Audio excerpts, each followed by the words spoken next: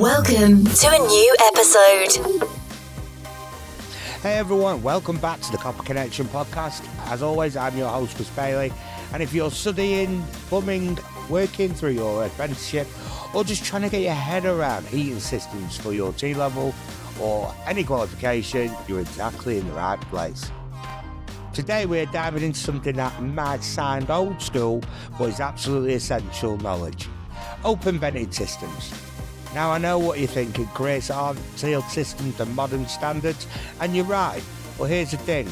Walking into an older property, any solid fuel installation or service call in a traditional home, and you might find open vented systems everywhere.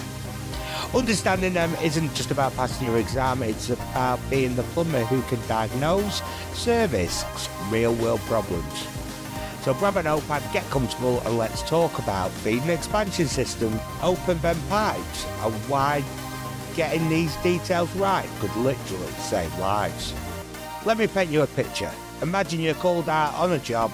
It's an old semi-detached house, probably built in the 70s or 80s. The homeowner says the radiators aren't heating evenly, and there's a strange gurgling noise coming from the loft.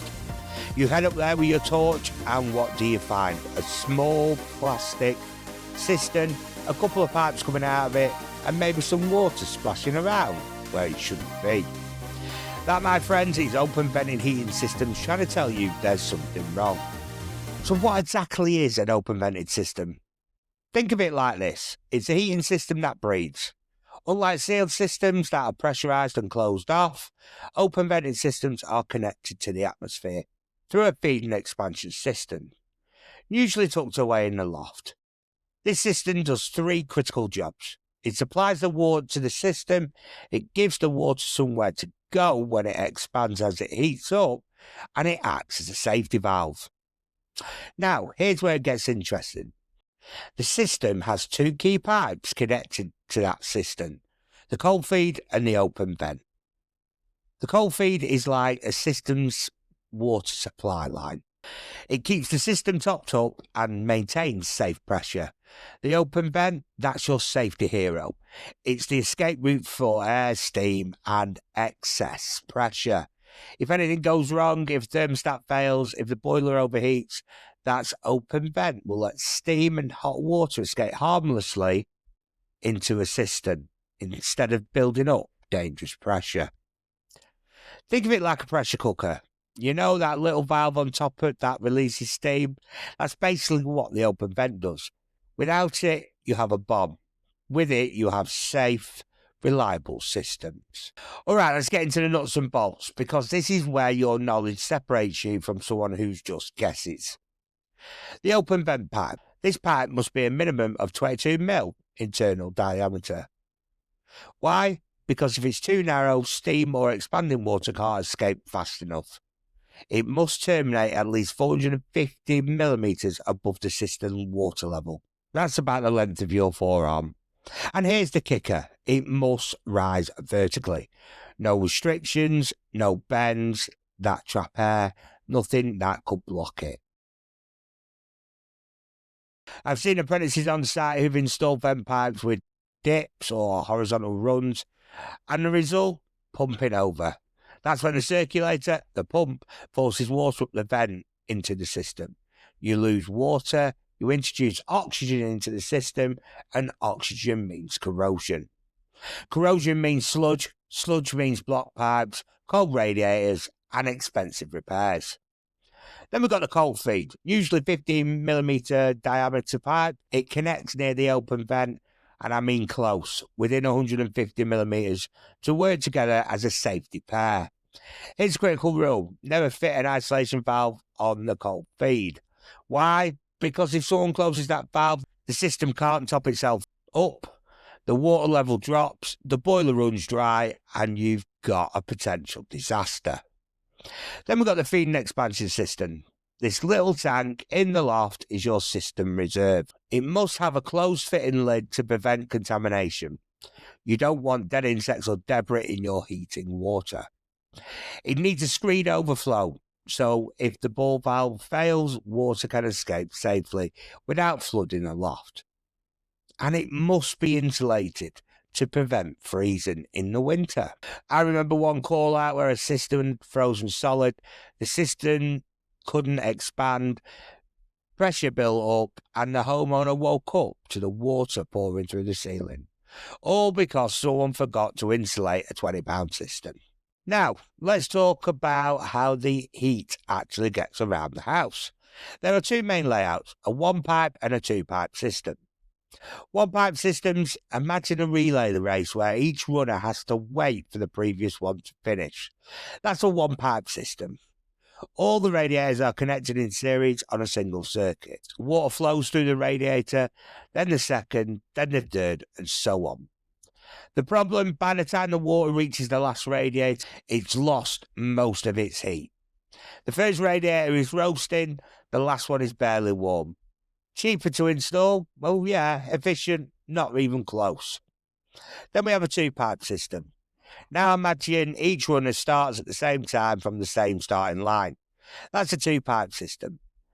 You've got separate flow and return pipes, and each radiator is connected across both. Water flows evenly to each radiator at the same temperature. The result? Consistent heating, better efficiency, and most of all, happier customers. This is the modern standard. Two-pipe systems let you fit thermostat radiator valves, balance the system properly, and give individual control to each room. If you're installing or upgrading a system today, a two-pipe is the way to go. And here's a pro tip. Even with a two-pipe system, you need to balance it. That means adjusting the lock shield valves on each radiator so water flows evenly. Without balancing, the radiator closest to the boiler will hog all the heat, and the ones furthest away will stay cold. Balancing is an art, and it's one of those skills that separates good plumbers from great ones. Let's talk about the circulator, or as most people call it, the pump. This is the heart of the heating system. In the old days, systems relied on gravity circulation. Hot water rises, cold water falls, but that's slow and inefficient. Modern systems use a circulator to actively push heated water around the system. The circulator is usually fitted on the return pipe near the boiler. Why the return?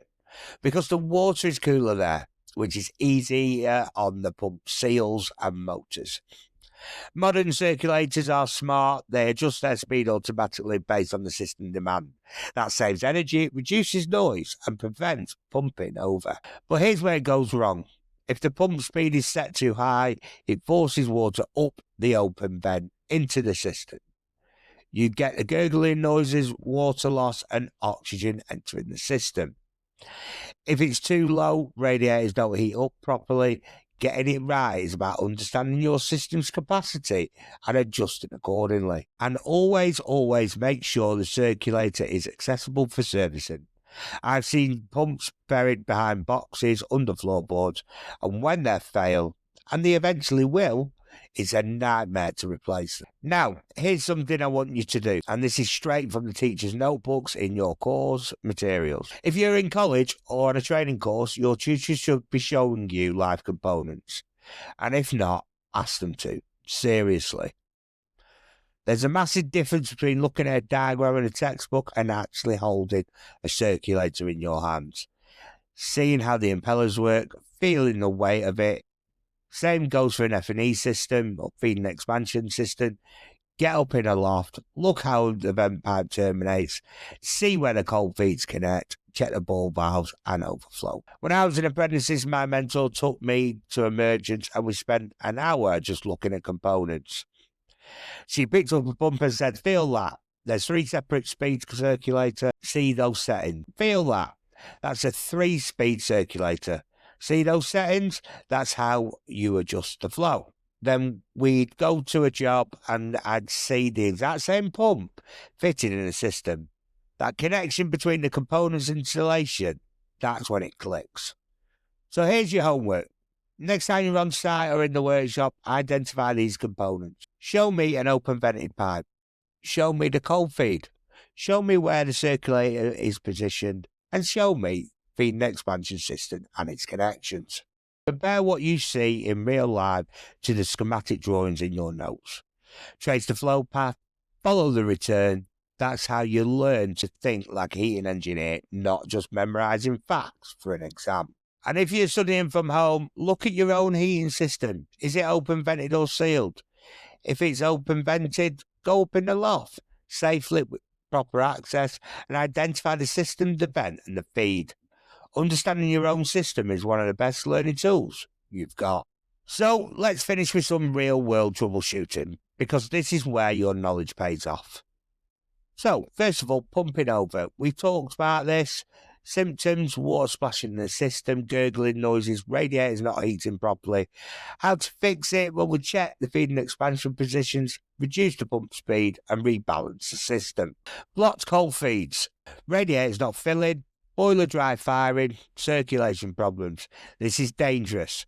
The cold feed is blocked, the system can't top itself up.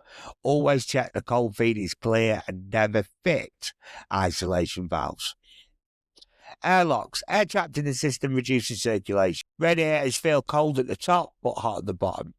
The solution is to bleed the radiators, check the vent pipe is rising vertically and make sure the pump is positioned correctly. Then we have leaking cisterns. Check for cracks, corrosion or failed ball valves. A leaking cistern can flood a loft in hours. Always inspect cisterns during service visits. The key to all this, understanding how the components work together: the vent, the feed, the cistern, the circulator. They're a team. Get one wrong, the whole system suffers. So there you have it, open vented heating systems, from basics to the details that will make you stand out on site. Whether you're revising for an exam, preparing for an assessment, or just trying to understand the systems you're working on every day, this knowledge is gold. Remember, the open vent is your safety hero. The cold feed keeps the system alive. The cistern is your reserve and expansion space. And the circulator is the heart that keeps it all moving. Get these right and you'll be the plumber everyone wants on their team. If you found this episode helpful, make sure you follow the Copper Connection podcast on Acast, Spotify, Apple Podcasts, or wherever you get your podcasts from. We're here every week with practical, real-world advice to help you succeed in the trades. Share this with a classmate, your fellow apprentice, anyone who's on the same journey as you. And if you've got questions, topics you want covered, or stories from the site, reach out. This podcast is for you, and we want to hear from you. Until next time, stay curious, stay safe, and keep connecting those pipes.